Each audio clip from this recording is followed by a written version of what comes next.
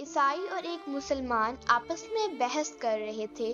اسی راستے سے حضرت غوث اعظم شیخ عبد القادر جیلانی رحمۃ اللہ علیہ گزر رہے تھے۔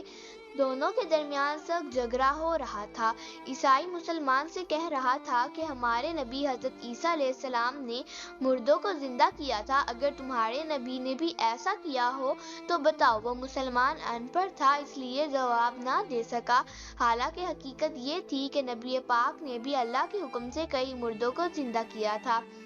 حضرت غوث اعظم کے کانوں میں یہ بات پڑی تو آپ فوراً اس عیسائی کے پاس آئے، اس کا بازو پکڑا، جھٹکا دیا اور فرمایا، کیا کہا تم نے؟ اگر میرے مصطفیٰ نے مردوں کو زندہ نہیں کیا تو بتاؤ۔ پھر فرمایا، میرے نبی کو چھوڑو، میں تو ان کے غلاموں کا بھی غلام ہوں، بتاؤ کس مردے کو زندہ کروانا ہے۔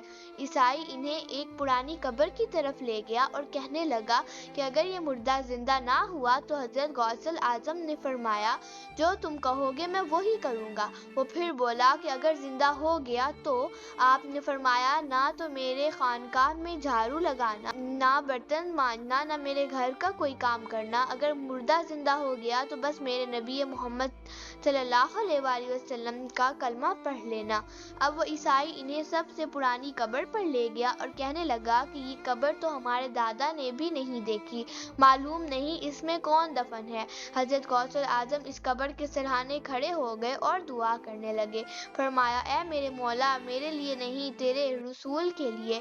پھر فرمایا، اللہ کے حکم سے اچانک ایک عورت قبر سے زندہ ہو کر کھڑی ہو گئی، وہ کلمہ پڑھ رہی تھی۔ اس نے کہا، میں بنی اسرائیل میں سے تھی، اے عبد القادر، میں تم پر قربان جاؤں، تو نے مجھے اٹھایا اور اللہ نے مجھے مصطفیٰ کا کلمہ پڑھنے کی توفیق عطا فرما دی۔ یہ منظر دیکھ کر وہ عیسائی دوڑتا ہوا حضرت غوث اعظم کے قدموں میں گر گیا اور کہنے لگا، میں کلمہ پڑھنا چاہتا ہوں، میں حضرت محمد صلی اللہ علیہ وآلہ وسلم کا غلام بننا چاہتا ہوں۔